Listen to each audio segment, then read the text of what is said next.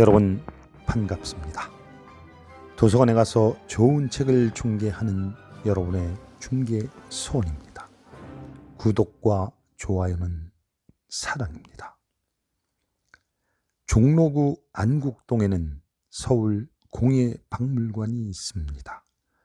1880년 고종 17년에 세자인 순종의 가례를 위하여 이 자리에 안동 별궁을 지었습니다.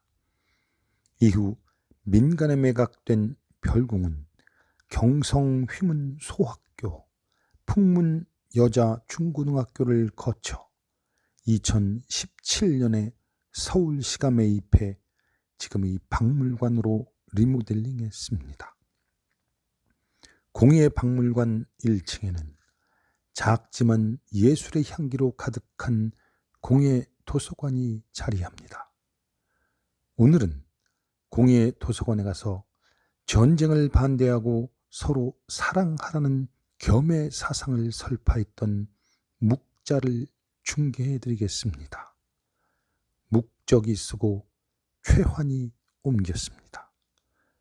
묵가는 공묵의 도라고 사람들이 손꼽듯이 육아의 공자와 쌍벽을 이룰 만큼 영향력을 발휘한 학파였으나 계급을 무시하고 실력만을 숭상하여 당시 세상에선 지배층의 선택을 받지 못했습니다.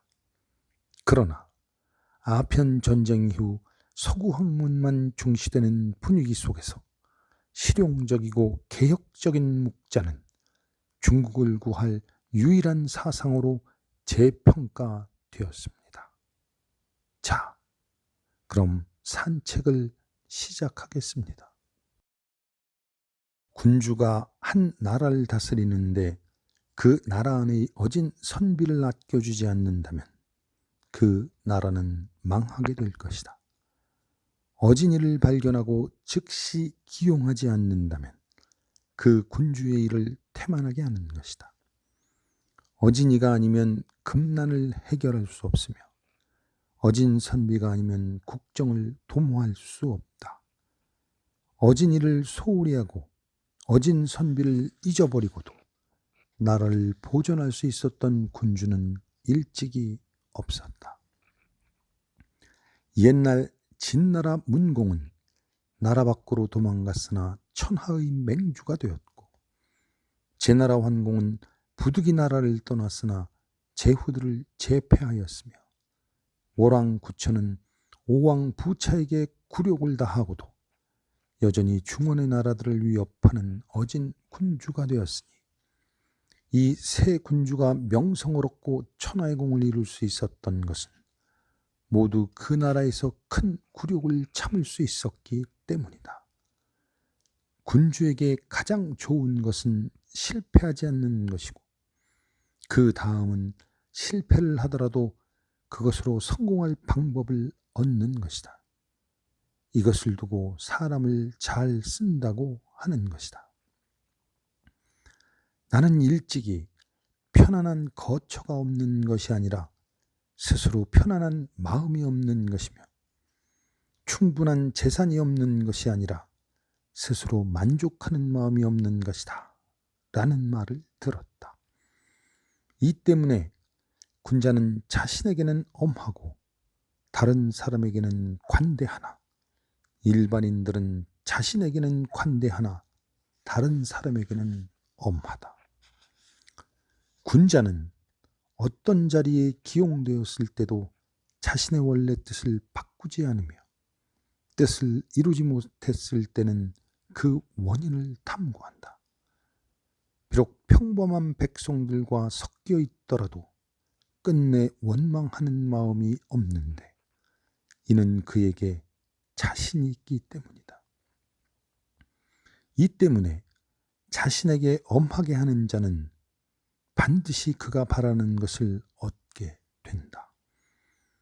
자신이 좋아하는 일만 하면서 자신이 싫어하는 결과를 피하였다는 사실은 들어본 적이 없다.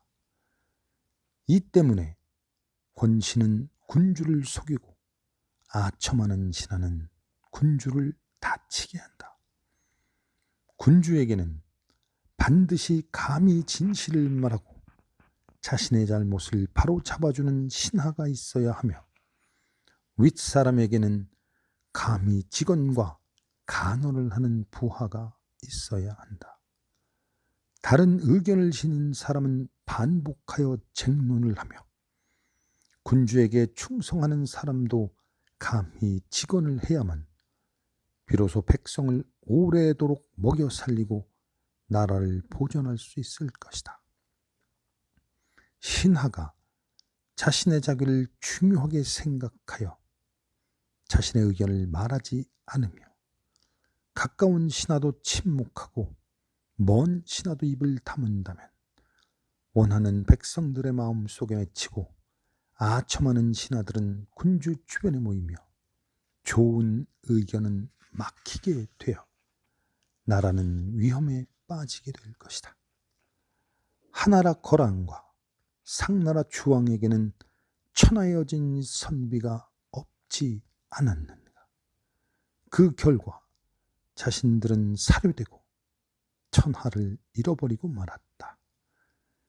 그래서 나라의 보물을 바치는 것보다 어진 선비를 추천하는 것이 더 낫다고 말한다. 지금 송곳이 5개 있다면 그중 가장 뾰족한 것이 반드시 먼저 절단될 것이다. 칼이 5개 있다면 그중 가장 날카로운 것이 반드시 먼저 다를 것이다. 그러므로 가장 달콤한 샘물이 먼저 마를 것이고, 가장 높은 나무가 먼저 베어질 것이며, 가장 영험한 거북이 먼저 태워져 점치는 데 사용되고, 가장 신령스러운 뱀이 먼저 햇빛에 말려져 기우제에 사용될 것이다. 비간의 죽음은 그가 강직하기 때문이고, 맹분이 피살된 것은 그가 용맹했기 때문이며, 서시가 강물에 빠져 죽은 것은 그녀가 아름다웠기 때문이고, 오기가 수레로 몸을 찢는 형을 받은 것은 그가 공이 많았기 때문이다. 그래서 이 사람들을 보면 자신의 장점 때문에 죽지 않은 사람이 매우 적다. 그러므로 지나치게 성하면 지키기가 어렵다고 하는 것이다. 그래서 설사 현명한 군주이더라도 공이 없는 신하는 사랑하지 않으며, 설사 자애로운 아버지이더라도 무익한 자식은 사랑하지 않는다. 이 때문에 자신의 책임을 감당하지 못하면서 그 자리에 있는 사람은 그 자리에서 물러날 사람이다. 자신의 벼슬을 감당하지 못하면서 그 복록을 받고 있는 자는 그 복록을 받아서는 안 되는 사람이다. 좋은 활은 잡아당기기가 어렵지만 화살을 높이 다다를 수 있게 하여 깊이 들어갈 수 있게 한다. 성인은 천하를 다스리는 것을 사업으로 삼는 자로 반드시 혼란이 일어나게 된 근원을 알아야 비로소 천하를 다스릴 수 있다. 혼란이 일어나게 된 근원을 모르면 천하를 다스릴 수 없다. 예를 들면 마치 의사가 사람의 병을 치료하는 것과 같은데, 반드시 병이 나게 된 근원을 알아야 비로소 병을 치료할 수 있다. 병이 나게 된 근원을 모르면 병을 치료할 수 없다. 혼란을 다스리는 것만 어찌 유독 그렇지 않겠는가? 반드시 혼란이 일어나게 된 근원을 알아야 비로소 천하를 다스릴 수 있다. 혼란이 일어나게 된 근원을 모르면 천하를 다스릴 수 없다. 성인은 천하를 다스리는 것을 사업으로 삼는 자로 혼란이 일어나게 된 근원을 살피지 아니할 수 없다. 일찍이 혼란이 어디에서 일어나게 되었는지를 살펴보면 서로 사랑하지 않는 데서 일어난다. 신하와 자식이 자신의 임금과 어버이에게 효순하지 않는 것이 이른바 혼란이다. 자식은 자신을 사랑하면서 자신의 아버지를 사랑하지 않기 때문에 아버지에게 손해를 입히면서 자신을 이롭게 한다. 아우는 자신을 사랑하면서 자신의 형을 사랑하지 않기 때문에 형에게 손해를 입히면서 자신을 이롭게 한다. 신하는 자신을 사랑하면서 자신의 임금을 사랑하지 않기 때문에 임금에게 손해를 입히면서 자신을 이롭게 하니 이것이 이른바 혼란이다. 설사 아버지가 아들에게 자유롭지 않고 형이 아우에게 자유롭지 않으며 임금이 신하에게 자유롭지 않더라도 이건 역시 천하에 이른바 혼란이다. 아버지가 자신을 사랑하면서도 자식을 사랑하지 않기 때문에 자식에게 손해를 입히면서 자신을 이롭게 한다. 형이 자신을 사랑하면서도 아우를 사랑하지 않기 때문에 아우에게 손해를 입히면서 자신을 이롭게 한다. 임금이 자신을 사랑하면서도 신하를 사랑하지 않기 때문에 신하에게 손해를 입히면서 자신을 이롭게 한다. 이는 어째서인가? 모두 서로 사랑하지 않는 데서 일어나는 것이다. 비록 천하의 도적들에 이르러서까지도 그러한데 도적은 그의 집을 사랑하면서 다른 집은 사랑하지 않기 때문에 다른 집의 물건을 훔쳐 그의 집을 이롭게 한다. 도적은 그 자신을 사랑하면서 남을 사랑하지 않기 때문에 남을 해침으로써 그 자신을 이롭게 한다. 이는 어째서인가? 모두 서로 사랑하지 않는 데서 일어나는 것이다. 대부들이 서로 남의 봉업을 혼란하게 하고 제후들이 서로 남의 나라를 공격하는 데 이르러서까지도 그러하다. 대부들은 각기 그들의 봉업을 사랑하면서 남의 봉업은 사랑하지 않기 때문에 남의 봉업을 혼란하게 함으로써 그의 봉업을 이롭게 한다. 제후들은 각기 그들의 나라를 사랑하면서 남의 나라를 사랑하지 않기 때문에 남의 나라를 공격함으로써 그의 나라를 이롭게 한다. 천하의 혼란을 일으키는 것들은 모두 여기에 있을 뿐이다. 이것이 어디에서 일어나게 되었는지를 살펴보면 모두 서로 사랑하지 않는 데서 일어난다. 만약 천하의 사람들로 하여금 두루 서로 사랑하게 하여 남을 사랑하기를 그 자신을 사랑하는 것과 같게 한다 해도 불효하는 자가 있겠는가? 부형과 임금 보기를 그 자신과 같이 하는데 어찌 불효를 저지르겠는가? 그래도 자유롭지 않은 자가 있겠는가? 아우 자식과 신하 보기를 그 자신과 같이 하는데 어찌 자유롭지 않은 짓을 하겠는가? 그러므로 불효와 자유롭지 않음이 없어지게 된다. 지금 한 사람이 있는데 남의 과수원에 들어가 그의 복숭아나 자두를 훔치면 모든 사람이 듣고 그를 비난하며 위에서 정치를 하는 사람들이 그를 잡으면 처벌을 할 것이다. 이것은 어째서인가? 남에게 손해를 입히면서 자신을 이롭게 하기 때문이다. 남의 개나 돼지나 닭을 훔치는 자에게 대해서 말하면 그 불의함이 또한 남의 과수원에 들어가 복숭아나 자두를 훔치는 것보다 더 심하다. 이것은 무슨 까닭일까? 남에게 손해를 입히는 것이 더욱 많고 그 어질지 못함이 더욱 심하여 죄가 더욱 무거워지기 때문이다.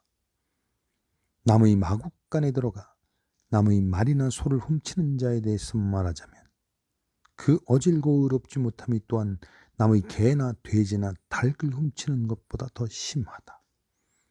이것은 무슨 까닭인가? 그가 남에게 손해를 입히는 것이 더욱 많기 때문이다. 만약 남에게 손해를 입히는 것이 더욱 많고 그 어질지 못함이 더욱 심하면 죄는 더욱 무거워진다. 무고한 사람을 죽여 그의 옷을 벗겨가고 그의 창이나 칼을 훔치는 자에 대해 말하자면 그 불의함이 또한 남의 마국간에 들어가 남의 말이나 소를 훔치는 것보다 더 심하다. 이것은 무슨 까닭인가? 그가 남에게 손해를 입히는 것이 더욱 많기 때문이다. 만약 남에게 손해를 입히는 것이 더욱 많고 그 어질지 못함이 더욱 심하면 죄는 더욱 무거워진다. 이러한 상황들을 당했을 때 천하의 군자들은 모두 그것을 비난하며 불의라고 말한다. 지금 가장 큰 불의인 남의 나라를 공격하는 것은 비난할 줄을 모르고 오히려 그것을 조차 칭찬하면서 의롭다고 말한다. 이것은 의로움과 불의를 분별할 줄 안다고 말할 수 있겠는가? 한 사람을 죽이면 그것을 불의라고 말하며 반드시 한 번에 죽을 죄가 있게 된다. 만약 이렇게 추론한다면 10사람을 죽이면 10배의 불의가 되고 반드시 10번의 죽을 죄가 있게 된다. 100사람을 죽이면 100배의 불의가 되고 반드시 100번의 죽을 죄가 있게 된다. 이러한 상황들을 당했을 때 천하의 군자들은 모두 그것을 비난할 줄 알며 불의라고 말한다. 지금 가장 큰 불의인 남의 나라를 공격한다면 비난할 줄 모르고 오히려 그것을 조차 칭찬하면서 의롭다고 말하는데 확실히 그것이 불의임을 알지 못한다. 그래서 그들의 말을 적어 후세에 남기게 된다. 만약 그들의 불의를 안다면 그 불의함을 적어 후세에 남기는 것을 어떻게 설명하겠는가? 지금 여기에 한 사람이 있는데 검은 것을 조금 보고는 검다고 말하고 검은 것을 많이 보고는 희다고 말한다면 반드시 이 사람은 흰 것과 검은 것의 분별을 모른다고 할 것이다. 쓴 것을 조금 맛보고는 쓰다고 말하고 쓴 것을 많이 맛보고는 달다고 말한다면 반드시 이 사람은 단 것과 쓴 것의 분별을 모른다고 할 것이다. 지금 작게 그릇된 짓을 하면 그것을 비난할 줄 아나 남의 나라를 공격하는 큰 잘못을 한다면 비난할 줄 모르고 오히려 그것을 조차 칭찬하면서 의롭다고 말한다. 이것은 의로움과 불의를 분별할 줄 안다고 말할 수 있겠는가? 이 때문에 천하의 군자들이 의로움과 불의를 분별하는데 혼란을 일으키고 있음을 알 수 있다. 오늘날 많은 서양의 한학가들은 묵학 연구에 관심을 가졌는데 그들은 중국 철학 사유의 문화적 탐구에서 16세기 때 후기 묵학에 대한 재발견은 결코 이러한 형식적 이성주의가 중요한 입장을 취하는 데 기회를 제공할 수 없었다. 실제적으로 19세기와 20세기에 이르러서는 단지 서구의 도전에 대해 반응하기 위해 묵가가 다시 한번 비교적 진지하게 연구되어진다라고 지적하였다. 아편전쟁 후 서학 동점의 물결이 일고 있을 때 유월은 손이양의 묵자 간고에 대해 그 책의 서문에서 국내를 안정시킨 다음에 외적을 진압할 수 있는 법벌을 찾았다고 경탄했다. 양계초도 일찍이 자묵차학설에서 오늘날 중국을 구하려면 그것은 묵학뿐이다 라고 하였다. 서대강은 공평함을 숭상하고 실용을 중시하는 묵가학설은 존 듀이의 실용주의와 서로 부합한다고 지적하였다. 이 때문에 호적과 양계초 모두 묵학의 부흥을 주장하였다. 묵적이 창조한 묵가의 천하의 이익을 일으키고 두루 서로 사랑하고 서로 이롭게 하는 등의 사상은 오늘날 지구촌의 세계인들에게도 에너지 절약, 환경보호, 평화 공존 등의 방면에서 여전히 적극적인 의의를 지닌다고 할 수 있다. 살아서는 공자에 버금가는 철학을 설파했으나 죽어서는 몇천 년을 잊혀졌고 세상이 바뀌어 비로소 다시 빛을 보게 된 전 시대의 진정한 천재 철학자 묵적과 함께 걸었던 아름다운 산책을 여기서 마치겠습니다. 여러분 감사합니다.